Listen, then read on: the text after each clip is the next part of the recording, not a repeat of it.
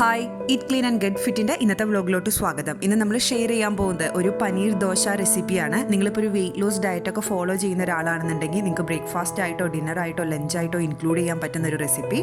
ഇത് നമ്മുടെ weight loss ചാലഞ്ചിൽ ഉണ്ടായിരുന്ന ഒരു റെസിപ്പിയാണ്.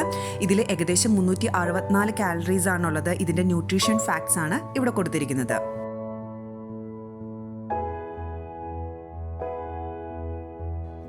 പനീർ ദോശയ്ക്കുള്ള ആ മസാല മിക്സ് ഉണ്ടാക്കുന്നതിന് വേണ്ടിയിട്ട് ഒരു പാത്രം വെച്ച് ചൂടായതിനു ശേഷം അതിലോട്ട് ഒരു 1 ടീസ്പൂൺ നെയ്യ് ചേർത്ത് കൊടുക്കുക. നെയ്യ് ചേർത്താൽ മതി, അതാണ് ഇച്ചിരി കൂടെ ടേസ്റ്റ്.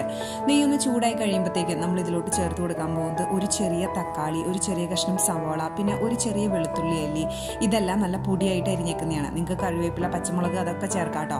അതൊക്കെ ചേർത്ത് കൊടുത്തതിന് ശേഷം ഒരു 1-2 മിനിറ്റ് സോട്ട് ചെയ്തതിന് ശേഷം നമ്മൾ ഇതിലോട്ട് ചേർത്ത് കൊടുക്കാൻ പോകുന്നത് പൊടികളാണ്. നമ്മൾ ചേർത്ത് കൊടുക്കുന്നത് മഞ്ഞൾപ്പൊടി, മുളക് പൊടി, ചെറിയ ജീരകം പൊടിച്ചത്, പിന്നെ കുറച്ച് ഗരം മസാല. ഇതെല്ലാം കൂടെ ചേർത്ത് കൊടുത്തതിന് ശേഷം നന്നായിട്ടൊന്ന് മിക്സ് ചെയ്ത് ആവശ്യത്തിന് ഉപ്പും കുരുമുളക് പൊടിയും ചേർത്ത് ഇത് മൂടി വെച്ച് വേവിക്കാം. ലോ ഫ്ലെയിമിൽ കുക്ക് ചെയ്യാൻ മറക്കരുത്. പിന്നെ ഇത് ഇടയ്ക്ക് തുറന്നു നോക്കാനും മറക്കരുത്. ഈ തക്കാളിയൊക്കെ ഒന്ന് അത്യാവശ്യം വെന്ത് ഇതൊന്ന് ഉടയാറാവുമ്പോഴത്തേക്കും നമ്മൾ ഇതിലോട്ട് ചേർത്ത് കൊടുക്കാൻ പോകുന്നത് 3-1 കപ്പ് പനീറാണ്. ഇത് ഗ്രേറ്റ് ചെയ്തെടുത്തിരിക്കുന്ന പനീറാണ് കേട്ടോ. ഇനി ഈ പനീറും കൂടെ ചേർത്ത് കൊടുത്തതിന് ശേഷം ഇനി ഒന്ന് നന്നായിട്ട് മിക്സ് ചെയ്യുക. ഇനി ഒരു 1-2 മിനിറ്റ് സ്റ്റൗ ടോപ്പിൽ വെച്ചാൽ മതിയാവും. എന്നിട്ട് ഫ്ലെയിം ഓഫ് ചെയ്യുക. ഇപ്പം നമ്മുടെ ദോശയ്ക്കുള്ള പനീർ മിക്സ് റെഡി ആയിട്ടുണ്ട്.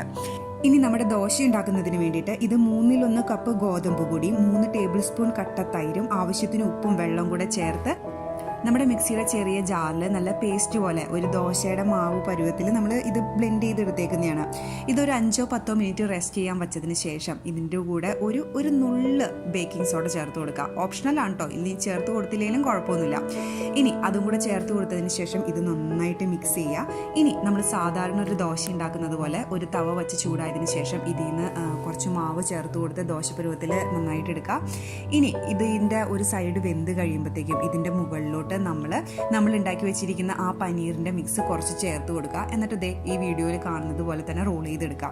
ഈ ഒരു ബാറ്ററും ഇത്രയും പനീറിൻ്റെ ഈ മിക്സും വെച്ച് നമുക്ക് 2 ദോശ ഉണ്ടാക്കാൻ പറ്റും കേട്ടോ. അപ്പോൾ ആ 2 ദോശയും നിങ്ങൾ കഴിച്ചോളൂ. അപ്പോൾ ഇത്രയേ ഉള്ളൂ ഇതിൻ്റെ പരിപാടി. ഇത് നല്ല എളുപ്പമാണ്, നല്ല ടേസ്റ്റുമാണ് ഉണ്ടാക്കിയെടുക്കാൻ. നിങ്ങളെല്ലാവരും പനീർ ദോശ റെസിപ്പി ട്രൈ ചെയ്ത് നോക്കിയിട്ട് നിങ്ങളുടെ കമൻസും ഫീഡ്ബാക്കും ഷെയർ ചെയ്യാൻ മറക്കരുത്. അപ്പോൾ thank you for watching me. By.